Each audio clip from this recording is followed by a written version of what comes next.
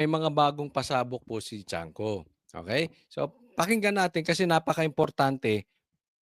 Alam naman natin magkaibigan 'to si Tiangco tsaka si Bongbong. More or less makakakita tayo o mararamdaman natin, madidiskubre natin ano ang plano kasi yang sila Bongbong hindi naman magsasalita ng diretso 'yan, 'di ba? 'Pag sinabi niyang kakaliwa yan, kakanan yan, 'no?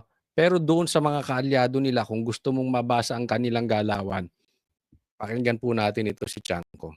So, have you heard all these talk about the impeachment complaint against the Sa president? news lang. Sa news lang. I heard it sa news, nabasa ko sa news, na supposedly. Not meron. in the House. No, Not- wala. Naka-recess kami ngayon, di Yeah, ba? pero We'll be back pa bulong-bulungan. sa 26. No, wala pa. Wala pa. And do you think it will prosper if there is one? No, I wouldn't want to speculate because I wouldn't know the grounds. No? So mas mabuti, I will comment on it. I promise I will comment on it pag meron na talagang impeachment complaint. No? So point by point, doon ako magkokomento. Pero habang wala, I wouldn't want to speculate. Pero real talk, Kong, do you think they would actually let you know beforehand, given your relationship with the president? Or do you think it's more likely na hindi nila papaalam sa'yo kung meron man? Baka nga hindi nga pinapaalam sa akin. No? Pero publicly naman, sinabi naman ni Kong Erice na he was approached, di ba? So, mukhang What based on about that- kay VP? Sarah. Anong kay Kay VP? VP Sarah, kung uulitin nila isa pang impeachment attempt against her, come Feb 6, I think. Okay, I'll be very honest dito sa stand ko dito. No? If come Feb 6, wala pang big fish, ibig sabihin, at least si saldi ko, hindi pa na ibabalik dito. Hindi ako makikisa doon. Yon, ito. So, ibig sabihin, pagka dumating at ng Feb 6, hindi pa rin nakukulong si Saldico, hindi siya pipirma for impeachment. Hindi niya susuportahan yung impeachment ni VP Sara. Okay? Kaalyado po ito ni Bongbong Marcos. Ano pong ibig sabihin nito?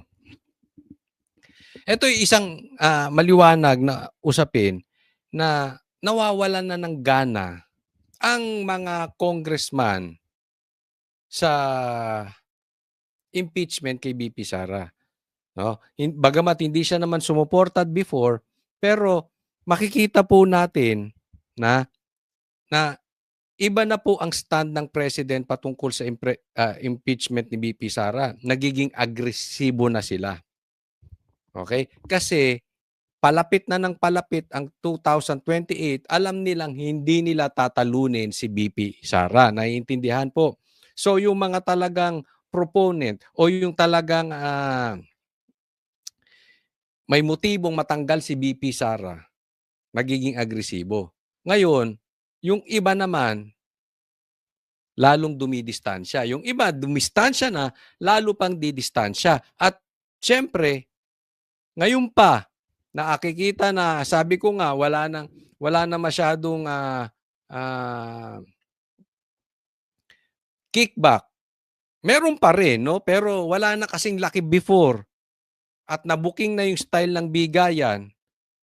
Tapos, alam nila, kahit na lahat binato kay BP Sara, lalong namamayagpag si BP Sara. Nakita, tatandaan po natin, very sensitive po ang mga politiko sa kanilang political career. So, pag talagang dumikit sila todo kay Bongbong Marcos, delikado sila. Huhusgahan sila ng taong bayan. Dahil kitang-kita, kahit anong bato kay BP Sara, ang mga nanalong senatorial balls, karamihan sa partido ni BP Sara. Kahit na na-impeach, hindi nagtagumpay sa Senado. Kahit binato ng binato, pataas ng pataas si BP Sara, si Bongbong pataas ng pababa rin ng pababa ang trust rating. So sa madaling salita, it's very obvious to them, ayaw ng taong bayan kay Bongbong Marcos. At yung mga politikong matitino, alam nila yan. So kung wala sila ring pakinabang kay Bongbong Marcos, or they have ah,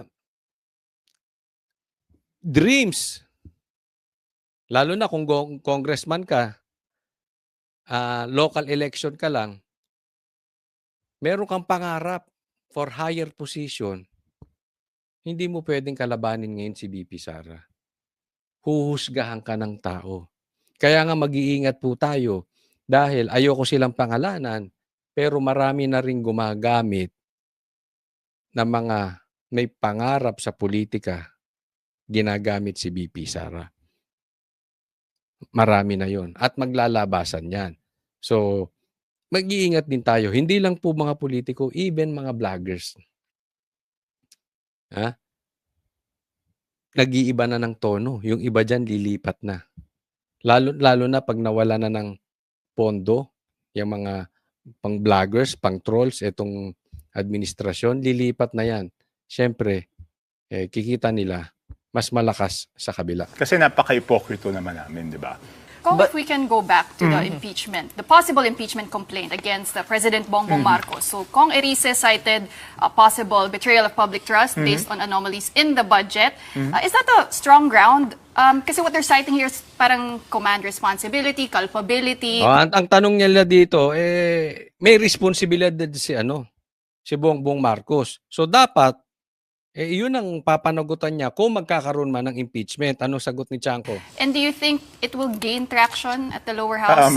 Please, I hope you allow me not to answer that question unless talagang may impeachment complaint. No? Medyo napaisip lang ako nung sinabi lang ni Kong Erice na, di ba kung tama yung intindi ko, kahit yung merong mga nasa mayorya Yes. na May isa. May dalawa. Dalawa yata. Dalawang majority Dalawa. and some independents. Okay. So, yun, medyo napaisip lang ako doon. Kung yun strategiya, again, no, kasi ang problema dito, lahat speculation eh. Pero ibig sabihin yan, by strategiya ng ibang nasa mayorya dahil medyo ipit ang budget ngayon. So, gagamitin nila para mas kailangan sila ng Malacanang, di ba? O, yan ang sinasabi ko sa inyo kanina. Okay? Ito yung sinasabi ko. Nagpapataas ng presyo. Kasi hindi ako naniniwala na hindi alam nitong sa mayorya or whoever. Baka nga ang balita natin dito Makabayan Black, yung grupo diyan. Alam naman natin kung anong leaning ng mga yan. Kung saan ang gusto niyan sa bundok. Alam naman natin, kaya galit yan kay VP Sara. Pero bakit kinakalaban din si Bongbong Marcos? Kasi ipit nga yung budget. So, pag hindi pinakawalan yung budget at hindi nakarating sa palad ng mga congressman kasama si Bongbong sa impeachment, pumipresyo lang ang mga animal. May punto si Chanco dito. Hindi ko po siya kinakambayan kasi ang tingin ko si Chanco pumuposisyon din. Maaring lumalaro kay Bongbong at saka kay VP Sara. Pero sang-ayon ako dun sa sinasabi niya. Pumipresyo lang yung mga yan. So wag tayo masyadong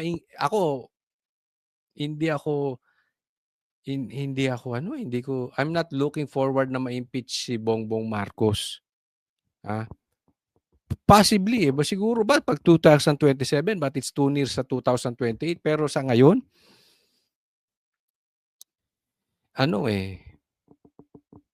hawak pa rin ni Tambi. Dami pa rin yung Although nabawasan na, hindi na kasing lakas before, pero malayo pa para ilaglag nila si Bongbong Marcos.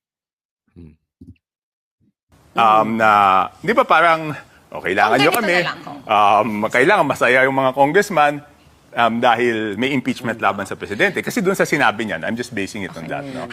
Ayan. Okay, next topic po tayo. Kaya ito, napaka-importante nito itong susunod. Kaya nga naman, ito, importante po sa atin. Pakinggan nyo. Kasi dito, seemingly, nagkakaroon na po ng laglagan. Pakinggan po natin. Allegedly, you met with the president and you spoke to him and you told him what are you going to do with Martin? Because if you're going to continue defending Martin, No, I aalis didn't ako. speak to him. I was asked in an interview na... So you never told the president na, what are you going to do with Martin? Because if No, you no, no, I don't defend want him- to put, I cannot put the president naman on the spot. Di ba? We respect each other's views, but I cannot just go to him, what will you do with Martin? Hindi naman ganun. Pero di you ba? said something about, and you heard the president say it, na, ano ba kayong dalawa? Hindi, ganito yun eh. Ilang bahay pa Hindi, ang- ganito yung sitwasyon nun. Okay. O, eksaktong-eksakto. After lunch, pinatawag kami dalawa. Nandyan siya, nandito. so parang ganito, Hindi, triangle. ganito. May Oo. table dyan. So, pinatawag kami dalawa, nandyan siya, nandyan ako. Ang una sabi niya, ilang bahay ba ang, Martin, kayo ni Saldi, ilang bahay ba ang gusto niyo sa Forbes Park? Gaano karaming aeroplano, helicopter? that is the president's asking Martin. Yes, helicopter kailangan nyo. Gaano karaming caviar ang kaya nyong kainin, ilang Ferrari gusto Maraming kwento yan eh. Ganun, exactly, I've heard Yes, that yes. story. Yes, So and apparently then, the three of you pala yun. yes, and then, Dapat palang title nito exclusive, the inside Hindi, story. ito dapat podcast with, hindi, ang story nito, podcast with Bongbong, Toby, and Martin. tapos, Oh, grabe yun, tapos grabe yun. doon niya sinabi na, Oh, what was the response of hindi, Martin? ang sabi niya, alam mo Martin, wala akong natatanggap. Yon. Okay, puntahan muna natin, sabi niya. Tatlo raw sila magkausap. Si Bongbong Marcos, dumating, andyan si Chanco tsaka si Martin Romualdez, yung kanyang pinsan na dating speaker. Oh, ilang Ferrari ba ang gusto mo? Ilang helicopter ba ang gusto mo? Ilang bahay ba sa Forbes Park ang gusto mo? At ang sabi, alam nyo, wala akong natatanggap dyan. Maliwanag po ito. Tambaluslos. Kasi nasabi na ito ni Chanco before. Pero inulit ulit. Inulit muli. At ako hindi na niniwala na itong si Chanco ay hindi pa rin konektado kay Bongbong Marcos. Meron pa rin connection yan. Okay? Kung posibleng lumalaro si Chanco, pero may go signal pa rin ni Bongbong Marcos yan para ilaglag kasi obserbahan nyo lang to si Chanco. Yung sinasabi niya ngayon, sinong makikinabang? Si Bongbong Marcos, di ba? Parang sinasabi niya, ako wala akong kupit. Ikaw, Martin, ang dami mong kupit. Anong lumalabas sa publiko? Anong sinasabi nito si Chanco? Anong lumalabas? Di pinapalabas niya, ang talagang mastermind ay si Tambaluslos lang. At si Bongbong Marcos, malinis. Gago. Gago lang ang maniniwala sa sinasabi ni Chanco na yan. Pwede bang makakagalaw yun? Makakagalaw lang basta-basta si Tambi? Sino bang naglagay dyan? Bilang speaker. Hindi po pwedeng walang kamay mo yan, Bongbong Marcos. Kaya nga sabi ko, posibleng naglalaro din to si Chanco, pero mayroon pa rin go signal yan para siraan si Romualdez, para ilaglag si Romualdez. Kaya nga ikaw, Tambi, nilalaglag ka na. Dapat sagutin mo to kasi itong drama ni Chanco na ito, tinatanong, nakakapagtaka, bakit hindi sumagot si Tambaluslos? Hindi ko alam kung hindi lang kinikwento ni Chanco yung sagot. Posibleng sinabi ni Tambaluslos, sige, eto na sa'yo para may Ferrari ka rin. O eto na sa'yo para meron ka rin sa Forbes Park. O eto sa'yo para meron ka rin sa helicopter. Ayos na tayo. Posibleng hindi lang kinuwento ni Chanco, pero posibleng nangyari yun. Pero walang loko-loko maniniwala na hindi nagkaroon si Bongbong Marcos doon.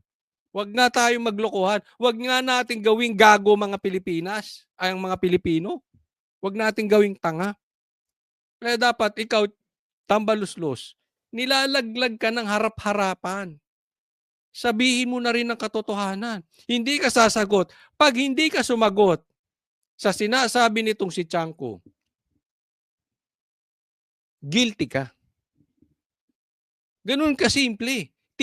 Pinipilit kang tinatago ng nila Boying. Di ba? Parang nilalayo sa'yo. Pilit nilalayo sa'yo nila Ping Lacson, nila Soto. Tapos bigla kang ilalaglag ng presidente. Paglalaglag yan. Sinasabi, oy, si Tambalos, yung pinsang ko lang ang may problema. Ako wala. So it's your time magsalita. Kasi hindi talaga titigil ang tao hanggat walang big fish. Kaya sabi ko, habang may panahon ka pa, Romualdez, maniwala ka. Sooner or later ilalaglag ka. Hindi lang natin alam kung gaano katagal. Pero ilalaglag ka. Unahan mo na. Diyan. Wala akong nagagawa, then tinuloy na niya. 2 taon na ako dito, wala akong napapagawa. Dahil kayo ni Saldi, kinukuha niyo yung pera ng Congress. Paano may mapapagawa si Bongbong Marcos wala namang talagang alam yun? Di ba? Totoo naman Oo. Nagnanakaw lang ng proyekto yun. Nilalakaw niya lang yung mga proyekto ni PRRD. Yung mga tulay ni PRRD, ninanakaw lang niya. So he knew.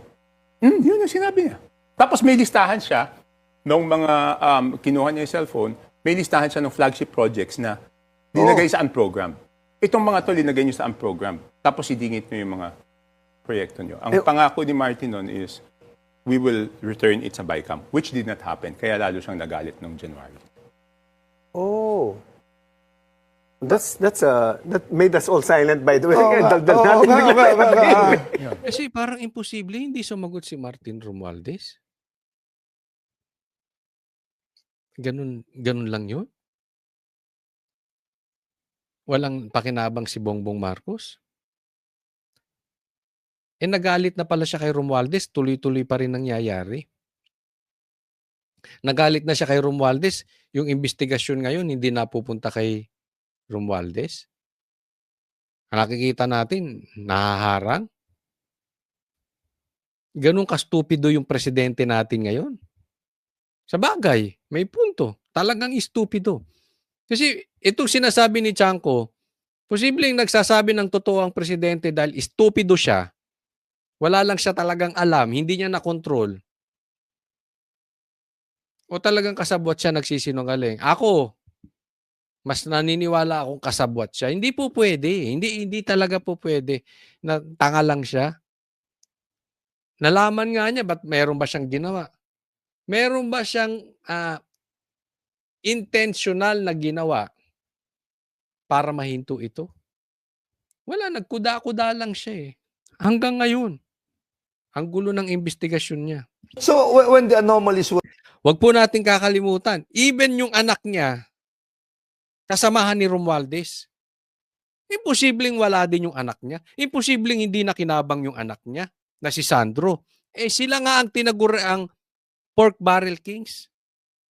Mas malaki pa ang pork barrel. Di umano ni Sandro. Pumapangalawa lang. Isipin mo. Number 1, anak mo. Number 2, pinsan mo. Tapos wala kang alam. Ano yun? discovered, how did the president react? When the ghost projects were discovered, or went out to media, or may mga nagpa-interview na very lavish lifestyle, how did the president actually reacted to this situation? Did he look at Congress or Martin as the culprit, or paano ba? Hindi, kasi nung yun, nangyari yun November, di ba? Okay. November, so galit na galit siya, then hindi pa rin napasok doon sa BICAM. So parang, di ba, nangako ka na Toby, did you ibabalik realize... mo, tapos hindi mo binalik, doon na talaga, I think. Toby, do you realize that you can be summoned to be a witness to any criminal prosecution against Martin? Okay lang, totoo. I mean, the problem is when I'm asked a question, I cannot lie. Hindi ba? I cannot lie. I mean, hindi ko naman ito kinikwento openly. The reason I was forced to this, di ba, lagi kong sinasabi pinagalitan. Pero in detalye, napilitan lang akong ikwento. No, I did not want to discuss it because kung nahandyan ka, parang isip ko nga nun, bakit pa ako sinama dito? Hindi na lang kayong dalawa mag-usap, di ba? Pagkakasali. Okay. Exactly. Tama yung sabi niya. Bakit hindi na lang kayo mag-usap? Ako nagtataka lang din dun. Bakit? Papagalitan lang pala, isinama pa si Tiangco. Or, next question, bakit ikaw, Tiangco, ang napili niya na nasa harap para pagalitan si Tambaluslos, yung kanyang pinsan? Ang pinakadahilan niyan, naglilinis kamay. Gusto lang niya ipagmalaki na ako malinis, yung pinsan ko lang ang magnanakaw. Sinadya niyang iparinig sa'yo. Pwede namang sila lang magkausap eh. At bakit ikaw ang pinili? Posible ikaw matapang magsasalita. Posible ikaw hindi mo kursunada talaga si Tambaluslos at mas ang loyalty mo ay na kay BBM. Pero isa lang ang bottom line niyan. Naglilinis, naghuhugas ng kamay si Bongbong Marcos. Yun lang po yun.